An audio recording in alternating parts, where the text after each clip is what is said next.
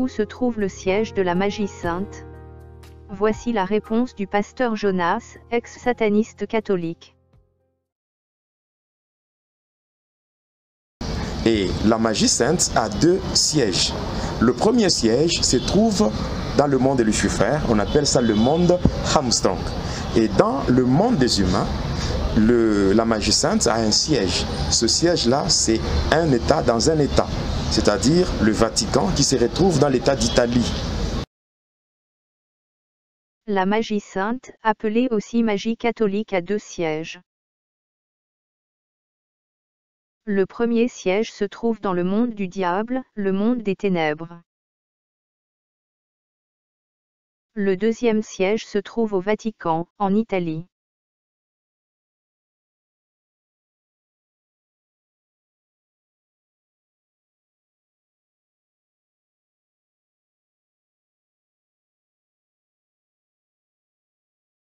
Le Vatican est le siège de l'Église catholique au cœur de Rome. Le Vatican est le siège du diable. C'est au Vatican que vit le pape François.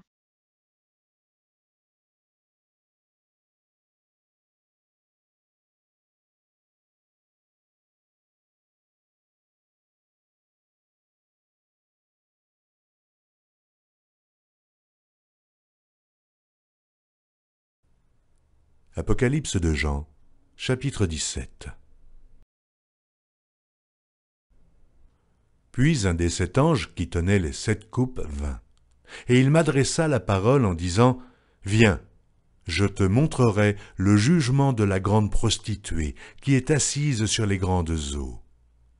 C'est avec elle que les rois de la terre se sont livrés à l'impudicité, et c'est du vin de son impudicité que les habitants de la terre se sont enivrés. Il me transporta en esprit dans un désert, et je vis une femme assise sur une bête écarlate, pleine de noms de blasphème, ayant 7 têtes et 10 cornes. Cette femme était vêtue de pourpre et d'écarlate, et parée d'or, de pierres précieuses et de perles. Elle tenait dans sa main une coupe d'or, remplie d'abominations et des impuretés de sa prostitution. Sur son front était écrit un nom, un mystère. Babylone la grande, la mère des impudiques et des abominations de la terre. Et je vis cette femme, ivre du sang des saints et du sang des témoins de Jésus, et en la voyant, je fus saisi d'un grand étonnement. Et l'ange me dit, « Pourquoi t'étonnes-tu ? Je te dirai le mystère de la femme et de la bête qui la porte, qui a les 7 têtes et les 10 cornes. La bête que tu as vue était, et elle n'est plus. Elle doit monter de l'abîme et aller à la perdition. Et les habitants de la terre, ceux dont le nom n'a pas été écrit dès la fondation du monde dans le livre de vie, s'étonneront en voyant la bête, parce qu'elle était, et qu'elle n'est plus, et qu'elle réapparaîtra.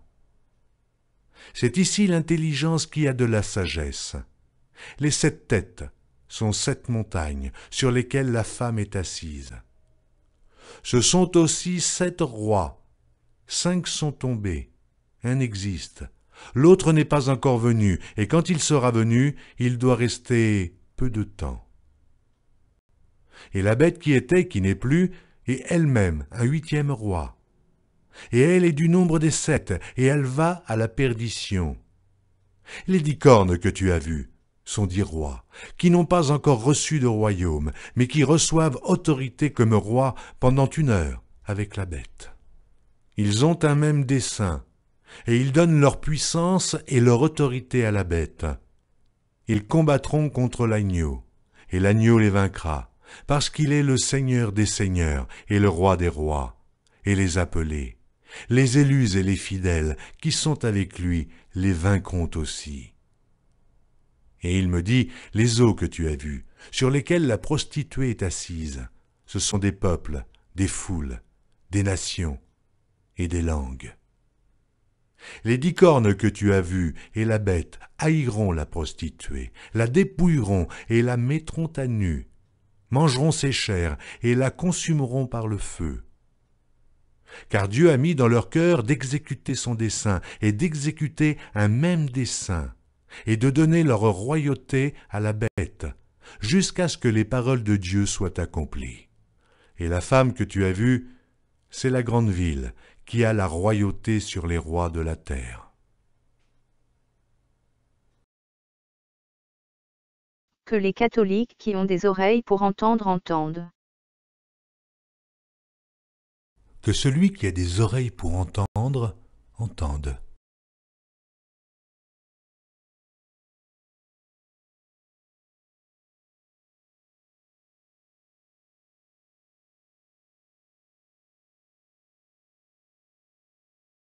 Tu n'auras pas d'autre Dieu devant ma face.